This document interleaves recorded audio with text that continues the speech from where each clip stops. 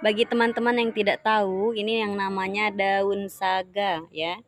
Daun saga ini sangat bermanfaat untuk bayi atau anak-anak yang lagi terkena batuk, flu atau juga demam ya.